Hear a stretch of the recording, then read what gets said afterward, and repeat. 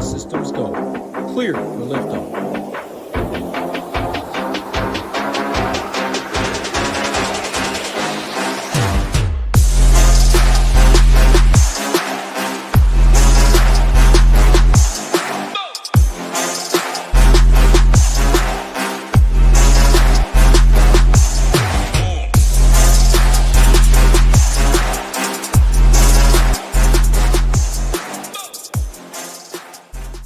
We're back. We're back. You didn't think I was going to miss a first round of the college football playoff, did you? What's going on, everybody? My name's Bill. Put a dollar in front of it. You'll find me on Discord and Twitter. And welcome to the college football playoff first round Ship It Nation breakdown and analysis show. I'm glad you're here. I'm glad we still have college football to cover. We're just going to start by letting you know we still have our deal for the rest of the season, $167 for NFL and college football. And we still have our 5 days for $19 on the core starter, any core starter monthly all access plan. Some great things going on at the nation. Trying to make it as easy as we can, as simple as you can to get involved if you'd like to try us out. And we're just coming off another week of winners. We had another K win up top. Tambo getting third on FanDuel. Some 5-digit takedowns, some 4-digit takedowns, winners at every level. But one thing I want to talk a little bit more about. If you haven't noticed on social media, we got the 12 days of SHIPmas going on right now. Look at Santa Tambo. It's just a fun contest. We post every day on X, on TikTok, on Instagram. If you don't follow us on Instagram or TikTok yet, it's at Ship It Nation DFS or Ship It Nation. You can search us, find us pretty easily. You'll see the 12 days of SHIPmas all over the page, whichever one you search for us on. But giveaways get bigger every day. Depending on what day you're watching this, we're just coming off of day 6 or 7. So there's still plenty of time to get in on this. And you're going to want to tune into some of those prizes. They're pretty sweet deals. But with that said, we're going to get right into the action. We have 4 games on the college football playoff slate, 3 of them on Saturday. And we're doing Showdown for Friday night. You didn't think we were going to skip out on the first college football playoff game in prime time on Friday night. Alabama at Oklahoma. We have already had this game once, and it was Oklahoma with the big win on the road. And not much to write home about in terms of production. You know, it wasn't the worst game, wasn't the best game. 40-some total points scored. Oklahoma coming away with the win. The total's even lower in this game. We're currently sitting at 39.5 points. Maybe still taking the under. So we're just going to get some quick notes on this if you are playing Friday Night Showdown. Ty Simpson did have a lot of yards in the first matchup.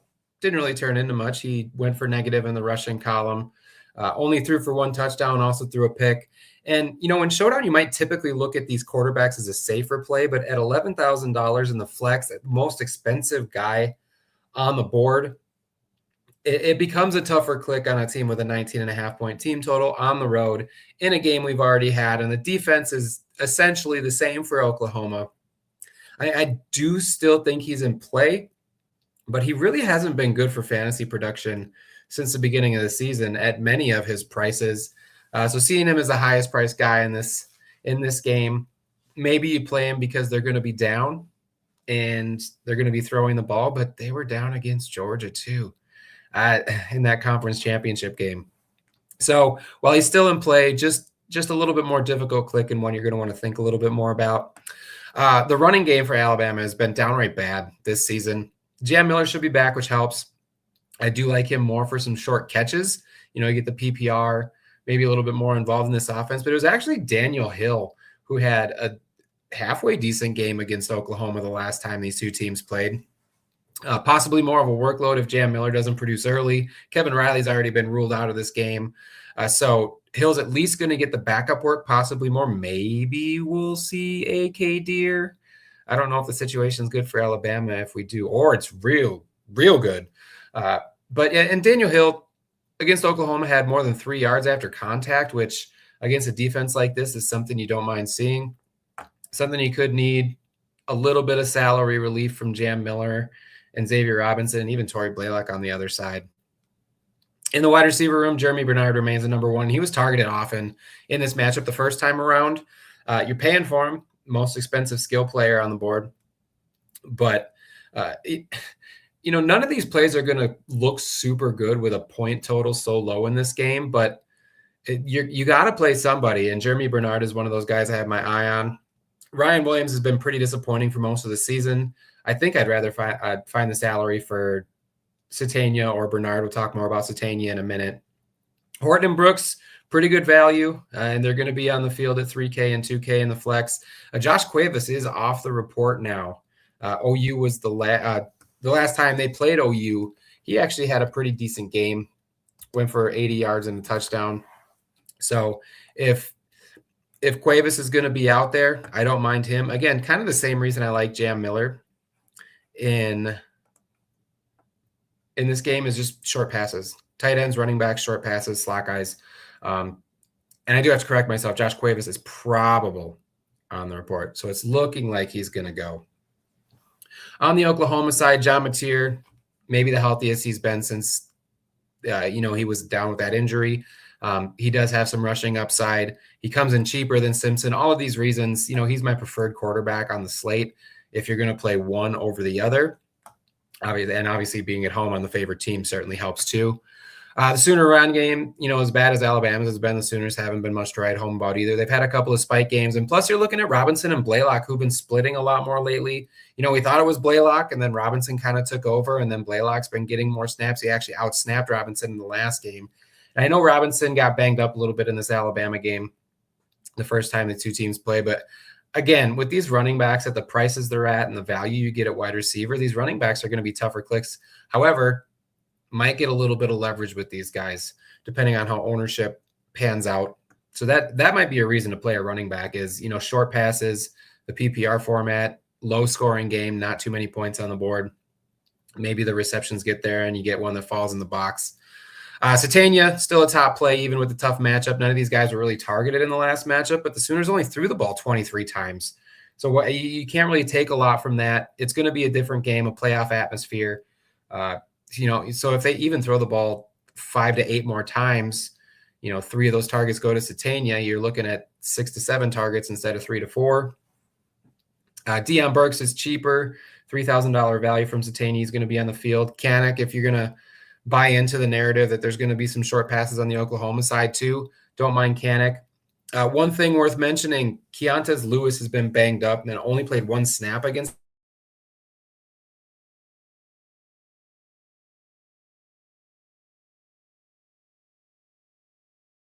2.6. That's the thing that I'm focusing a lot on is his price. Giovanni Gibson, same thing, only 3.2. These two guys provide some nice value on the Oklahoma side. And Giovanni Gibson did have a bright spot against LSU. He didn't produce much, but he did run 35 routes. That was without Lewis, so something you have to take into account. But, getting one of these cheaper guys right, if Lewis, Gibson, Cuevas, Brooks, Horton might garner ownership just because you need to find some value somewhere with the way this slate plays out. But getting the right combo of those guys and how you play them could end up being key in this one. And then, it's a gross game. It doesn't really matter how gross it is or how low scoring your lineup is, though, as long as it's the highest scoring lineup on the board. And one thing it does do is it might bring these kickers into play. Obviously, like Tay Sandell, not only been more accurate than Bama's Connor Talty, but he's also 7 of 7 from 50 plus. So those bonus points are going to look really nice if we're not going to get much production from the offenses in this game. That's it for the showdown. We will move on to the big 3-game slate on Saturday. Kicking things off with Miami at Texas A&M. Texas A&M a 3.5-point favorite at home. Don't mind the Miami upset here. And honestly, I wouldn't be surprised if they beat the brakes off of them. It's just that's a humble opinion. I do think Miami has some upside here. Carson Beck is cheap. He's looked pretty good against subpar competition. I don't think A&M is subpar competition, but they've shown they can give it up. Arkansas, a little bit more acceptable because Arkansas has an explosive offense, but the game I keep coming back to is that South Carolina game where South Carolina just blew the doors off of them early. If something like that happens in this game, Miami gets back up big early. It gets up big early. I don't think A&M can come back from that like they did against South Carolina. Miami is just a much better team than the Gamecocks. The one hesitancy I have with Beck, even though he's cheaper, he could have his usage eaten into a little bit. We'll talk more about that in a second. Gerard Pringle has had some higher rushing props from what I've seen across the board. Mark Fletcher, and he's more expensive now. But like the last few games, do we really know how healthy Mark Fletcher was coming back from that game he missed? Not to mention they had a couple of blowouts late and didn't really need their studs to do much, beyond once they got that lead and got the game handled. Pringle's a true freshman, so maybe you look at Fletcher for his experience. Really, in the playoffs, when it comes down to it, Miami's going to put the guy out there that they think they can win. Maybe it's a split between these guys. We don't know how much Marty Brown's going to be involved. But being in this 5K range on a slate that you might need to, you might get a little bit different by playing a value running back with the way the slate pans out. And if you get the running back right for Miami and he ends up scoring 2 of the touchdowns, the leverage could be great if people aren't going to be playing these guys. In the wide receiver room, another question mark, I guess, is how healthy is CJ Daniels? I think he's probably as healthy as he's been recently. They did ramp him up and play 36 snaps against Pitt, so that's a good sign. I don't know that it scares me off of Malachi Toney, though. Malachi Toney's been an absolute stud. Miami's going to try to get him the ball any way they possibly can. You could argue A&M is more suited to keep Toney in check than the opponents they've had in the ACC, but Toney's just so versatile. I said Beck's usage could get eaten into. That's because Toney can get you points receiving, rushing, and passing. Yes, he can pass. Malachi Toney, one of the top plays on the slate, or how you look at it. Elijah Lofton has scored in 3 straight games, but that's on 4 total receptions, so it still doesn't feel super comfortable. But, on a slate where you might want to get different with some of your value plays, I think he's a fine option. Same with Keelan Marion. He looks okay, provides some value. JoJo Trader and Josh Moore would be, dart throws. I think Trader's got the talent. We've seen Trader have a ceiling game this year, but that was without some of the other key pieces. So I don't know how much you look into that, but I do like the Miami side, especially, this game's going to be competitive. That's not something we can necessarily say about these other games, at least on paper. On the other side, Texas A&M, Marcel Reed's going to look nice at 7-9, especially if he can get his legs going. He's got upside there. If A&M gets up big early, Reed could be a big part of that. If A&M is down early, they could be throwing more, which helps Reed. If this game stays competitive, Marcel Reed's going to be involved. So there are a lot of routes where Marcel Reed retains his upside. And one thing about him and Beck, honestly, on the other side, is that we're more likely to get 4 quarters out of both of them than we are maybe the other Power 4 schools on the board. The running back room, is Le'Veon Moss going to play? That's going to be a question mark. He's currently questionable. There is video of him in practice, and he's not wearing a non-contact jersey or anything special, it doesn't look like, but it's tough to say how much contact they're actually having. A lot of shells leading up to this game, trying to keep everybody fresh, I'm sure. So I don't know how much I'd read into that specifically. But if we're going to have a split in this backfield, it's going to be tough to click. Owens might be decent if we get news that Moss isn't going to play at 4-8. So that's something we have to look out for as Saturday approaches. In the wide receiver room, getting the right receiver for the Aggies might be what separates you. Casey Concepcion is getting a solid target share. And Miami has struggled with some number 1 wide receivers this season. So Concepcion looks nice at just 6K. Maybe play both of these guys, honestly, as a way to get different. Especially like Mario Craver is cheaper and he's still getting a decent amount of target share. And he just signed the biggest, the contract extension. I hate even calling it that in college football, but that's what they posted. Mario Craver has signed a contract extension and become Texas A&M's highest paid player in school history. That's where we're at. And I should note, highest paid publicly known player in college football history. We don't know what was happening. I mean, we know something was probably happening back in the day, but we don't know exactly what was happening. On the books, this is the highest paid player. So maybe, like I said, maybe you play them together. Maybe that's a way you get different, stack them with Reed, capture all of the upside from the Texas A&M passing game that does happen. It's one way to play this. Honestly, a sneaky game stack. If this does turn into an offensive shootout, which Miami can put up points, and Texas A&M's part of the SEC, and we know teams in the SEC can get into shootouts at any given time.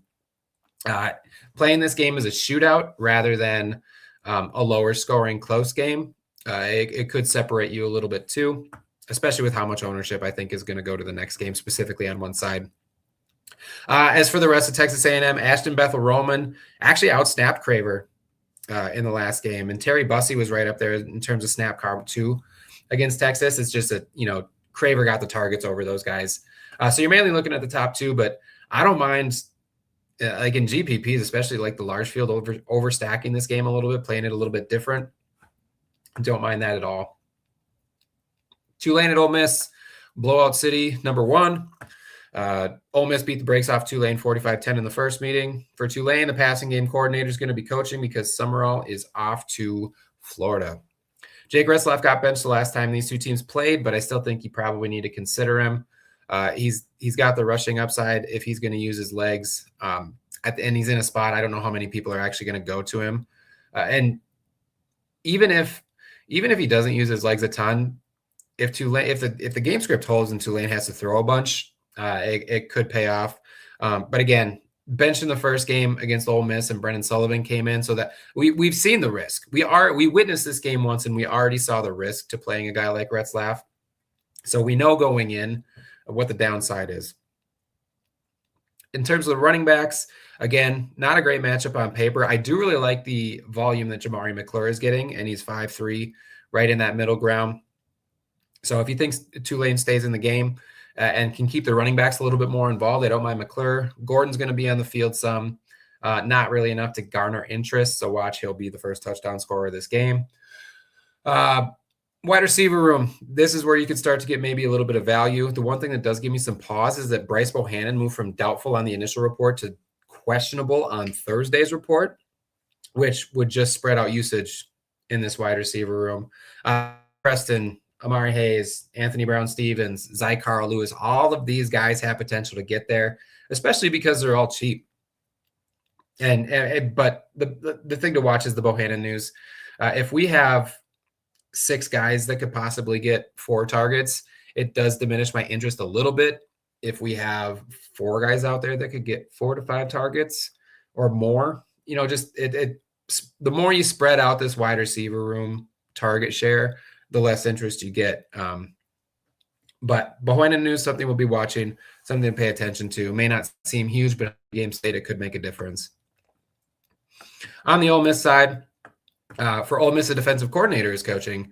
And one thing to note too, while I do think these guys are going to play hard and they're going to get up for this game, and the coaching staff is going to be tuned in, all this stuff, we don't know everything going on behind the scenes. There's going to be some movement in the coaching staff whenever Ole Miss's season ends. There's going to be players who are probably already set on where they want to transfer to as soon as the season ends. Again, don't get me wrong. I think they're still going to play hard, but there are some narratives you can look at in this game. For the record, I still think Ole Miss is going to blow them out. But just something to consider. It's a talking point. I mean, the Lane Kiffin saga has been a talking point for weeks, and it's going to continue in this game. I'm sure. How many times are we going to hear Lane Kiffin's name on Saturday when this game is on? Set an over-under or play a drinking game. Anytime Lane Kiffin is brought up, take a drink. You might not make it till halftime. Trinidad Chambliss. I kind of said his name 2 different ways all at the same time. Chambliss, whatever you call him. Had 300 yards through the air and 100 on the ground against Tulane in the first game.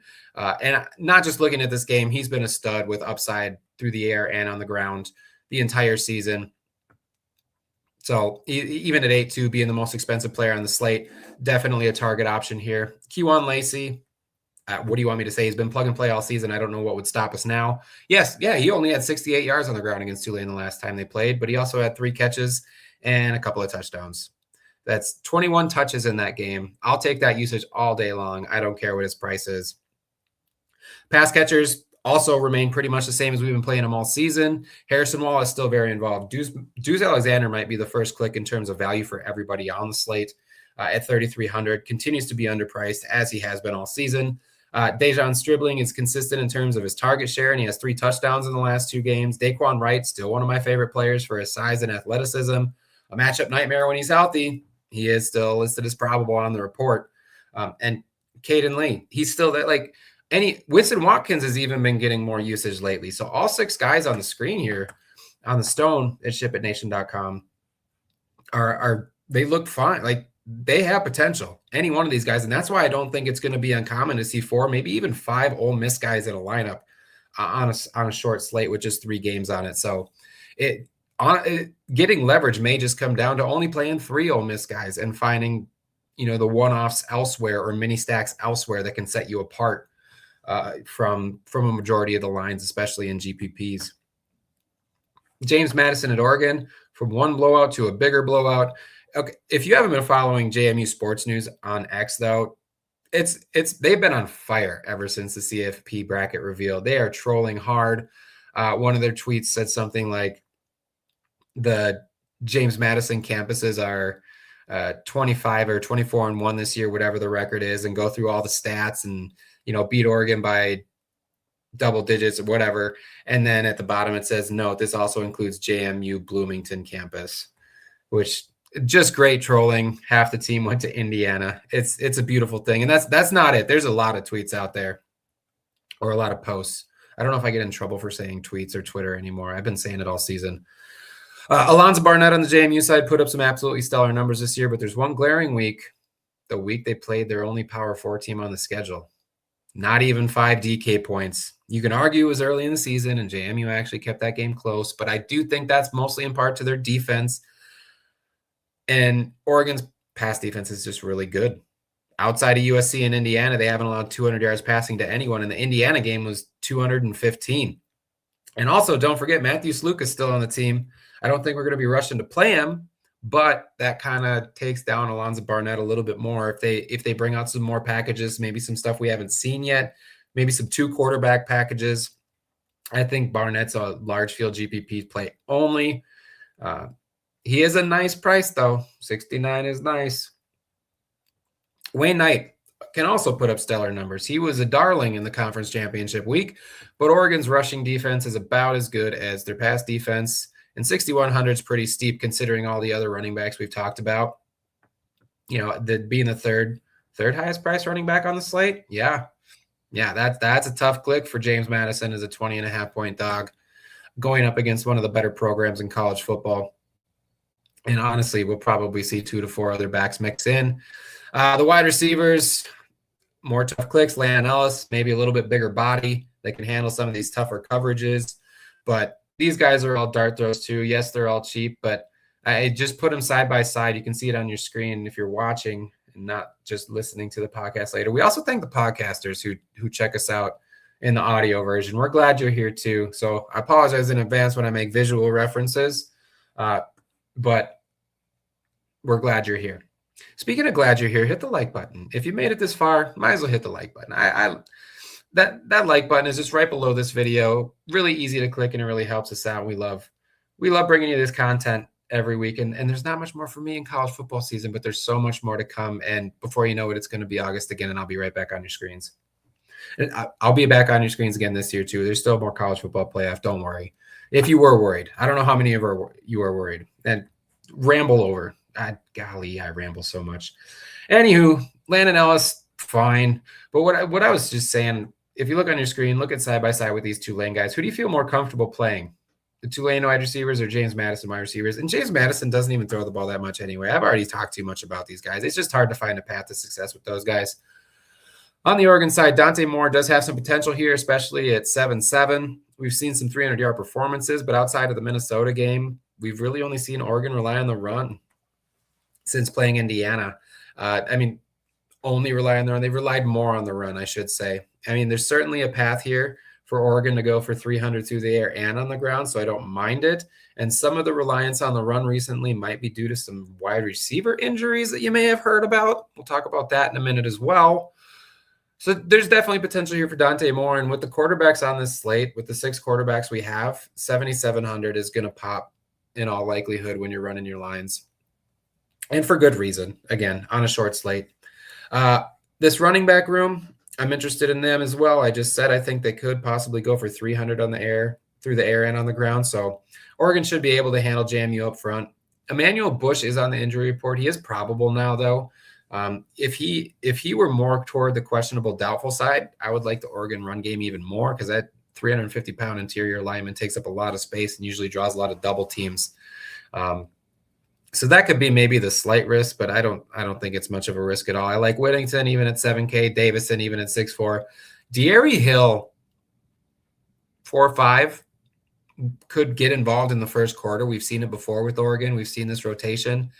And if De'Aaron Hill is going to be the guy that gets the touchdowns, man, 4,500 and nobody's playing him, extreme value, allows you to fit 2 quarterbacks into your line a lot easier and get some of these higher priced studs that we want to play in the earlier games. Don't mind me some De'Aaron Hill. Now, it could very well be any one of these games. Oregon gets up 31-0 before halftime and Whittington has 3 touchdowns. Would not surprise me at all. But I do know that I'm interested in taking at least a piece of this running game. Wide receivers, pass catchers. I don't know what to tell you other than we're going to have to wait and see. This wide receiver room has been a little topsy-turvy. At one point there were rumors that DeCorian Moore is probably gone for a long time. Now there's rumors that, and I don't even know if it's rumors. I saw something about him being on a podcast or doing an interview, something along those lines where he said his doctor said it'd be 6 weeks and we're right at the 6-week mark. I haven't found that interview yet, but if it does exist and that's true, maybe we see him. So Gary Bryant, DeCorian Moore, and Evan Stewart are the guys I'm talking about. Stewart hasn't played all season. He's probably the least likely to play. I know the Oregon fan base on socials kind of agrees with that. But one thing that's sticking out to me is that Justice Lowe entered the transfer portal. And I don't know why you'd enter the transfer portal if you were set to be one of the top 2 or 3 receivers in a college football playoff game. I know with the way the academics calendar works out, with the way the athletic calendar works out, it can get tricky sometimes. But I do have a hunch that Lowe probably would have stayed if not for 1 or 2 of these guys going to be playing. They have been practicing. It's just really tough to say at this point until we get some more clarity on that. Unfortunate that this is the late game, but maybe we'll get some insight into it early enough that we can make those decisions. If these guys don't play, Kenyon Sadiq becomes a solid play. Malik Benson at 4.7 is great. And then you get value with McClellan and Johnson. If these guys do play, I think you're taking shots for the most part. And even if DeCorian Moore plays, even if Gary Bryant plays, Evan Stewart in his first game of the season, how much are they going to use these guys? If Oregon gets up early and they can save these guys for the second round matchup, they're going to do it. Or maybe it's a situation where they're all suited up, they go through warmups and they're on the sideline as a just in case of emergency break glass. If we get to halftime and it's 14-13 and Oregon's like, all right, DeCorian, Gary, we need our wide receiver core on the field. Maybe that's where you see him. Regardless, again, my personal opinion, this is just a gut feel. If they're active, I don't know that we get full games out of these guys. That means their ownership's going to be super low. If they are active, it's not about it's not about what's on paper. It's about how you play the game. If you're going to get a 1% owned DeCorian Moore, who's the wide receiver 1 on this team when healthy, it's at least a thought on my radar. Let's just put it that way. That's it for the 3-game slate. Again, overall thoughts on this. The first game's set up to be the most competitive. I think you can get different by overstacking it. I think you can get real different by playing James Madison, like utilizing some run backs if you're stacking the Oregon side. And if you are going to be one that stacks Ole Miss, the 4 to 5 guys, run it back with a couple of Tulane guys, or you're going to have to probably find a lower owned guy somewhere else.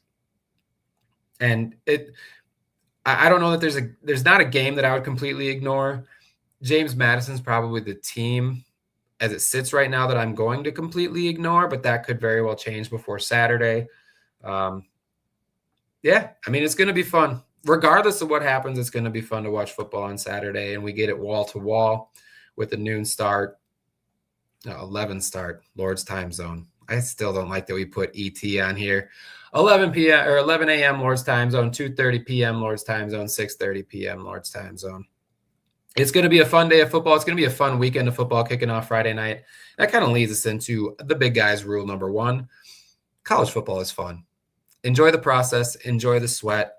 Again, regardless of how your lineups do, I know I want your lineups to do well. I want my lineups to do well. Take time to enjoy watching college football on TV. We don't have much left this season, and take time to enjoy and be thankful that we can play college football DFS.